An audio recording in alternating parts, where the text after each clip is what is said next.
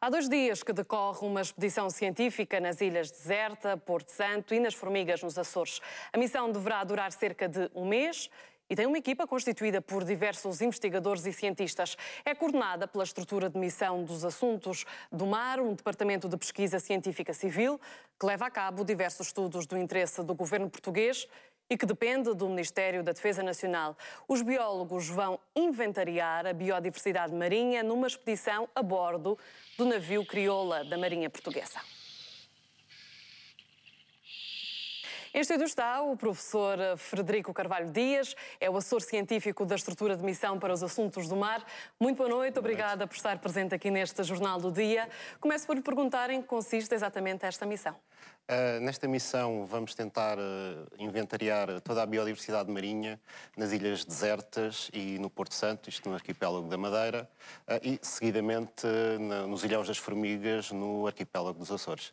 É uma missão que vai durar um mês? Sim, dura cerca de um mês. Portanto, o navio encontra-se atualmente em Lixões, sai amanhã de manhãzinha para a Madeira e está previsto regressar novamente ao continente apenas no final de julho. Na prática, o que é que os investigadores vão fazer no dia-a-dia? Na prática, os investigadores vão mergulhar para fotografarem, filmarem, observarem e recolherem amostras das várias espécies biológicas que existem nos locais em estudo, também fazer a caracterização dos fundos e tipos de habitats, acabando o mergulho e voltando ao navio, depois existe todo um processo de triagem, de análise das amostras recolhidas, de tratamento da informação, que posteriormente todos estes dados são inseridos no sistema Marbis, que é o sistema de informação para a biodiversidade marinha, que nós na estrutura de missão temos estado a desenvolver e que, portanto, engloba e recolhe toda esta informação relativamente às espécies e habitats do nosso oceano. Este é apenas um dos estudos que tenha feito outros estudos, algum que gostaria de realçar? Um estudo extremamente importante e que é também um projeto nacional que foi e é o projeto de alargamento da extensão da plataforma continental portuguesa. Foi um processo... Durou 4 anos, esse estudo? O estudo está em andamento, o processo está em andamento. Portanto, é um trabalho técnico altamente especializado, envolve várias vertentes, não só científicas, mas também jurídicas. Em 2009 entregamos a submissão portuguesa nas Nações Unidas. O ano passado, em 2010, a proposta foi publicamente apresentada nas Nações Unidas, mas os trabalhos continuam a decorrer e, portanto, ainda há muito trabalho a fazer nessa área também. Mas que tipo de estudos é que são precisos para submeter esta extensão da plataforma continental às Nações Unidas? Porque foi um trabalho extenso. É um trabalho extenso porque a plataforma continental é o fundo, é o solo e o subsolo marinho. E que, basicamente, nesta proposta entregue às Nações Unidas, o que Portugal e os outros países também envolvidos neste processo mostram é que, para além das 200 milhas, onde atualmente termina a ZEE, portanto, para além das 200 milhas, o fundo marinho prolonga-se naturalmente e, portanto, toda aquela região do oceano, para além das 200 milhas, continua a ser também território nacional. E, portanto, os critérios, por um lado, são técnicos, são científicos, são critérios geológicos, têm a ver com a forma do fundo do mar, com a sua composição, mas, por outro lado, este também é um processo jurídico, porque todo este processo da extensão da plataforma continental está enquadrado e é regulamentado pela Convenção do Direito do Mar das Nações Unidas e, como tal, tem aspectos jurídicos, legais, também extremamente importantes e, de facto, a parte mais científica e a parte mais jurídica estão totalmente interligados. E, sendo aprovada, poderemos ter aqui uma plataforma continental de 3,6 milhões de quilómetros quadrados. É este número? Sim, mais ou menos, provavelmente um pouco mais até no total, incluindo a zona que já é reconhecida, que já existe dentro das 200 milhas e, de facto, eu julgo que Portugal será o segundo país no mundo com a maior plataforma continental. Que benefícios é que Portugal pode tirar disso?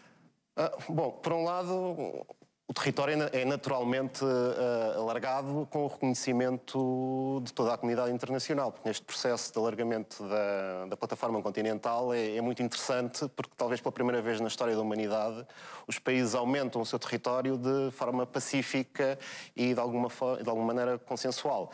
E portanto isso já é importante aumentarmos o nosso território. Por outro lado, existe um grande potencial de recursos, tanto vivos como não vivos, no oceano, em particular na plataforma continental. Nós, nos nossos trabalhos, não andamos a fazer prospecção, naturalmente, andamos a recolher amostras e a fazer estudos que permitissem o alargamento da extensão, mas o que nós observamos é que, de facto, existe um potencial enorme que tem que agora ser caracterizado e avaliado.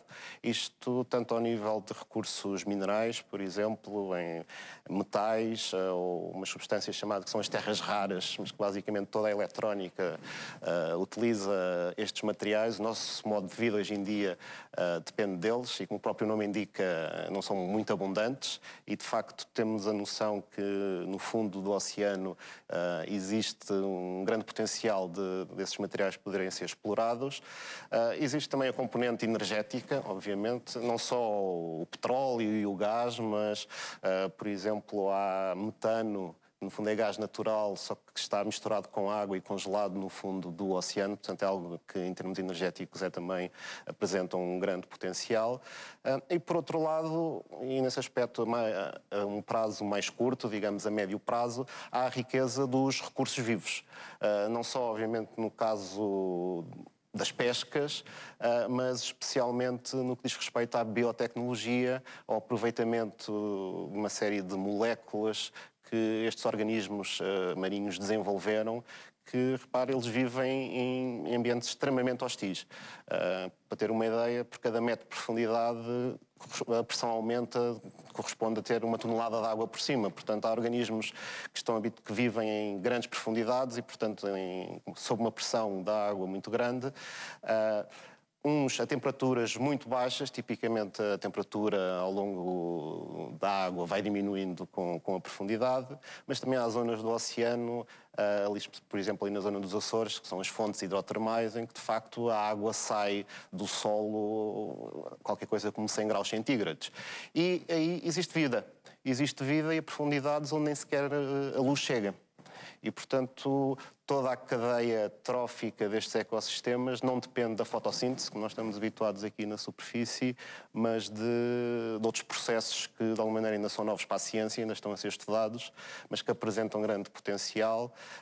E este tipo de substância já tem sido usado em medicamentos, na indústria agroalimentar também, numa série de aplicações extremamente importantes e cujo potencial é imenso.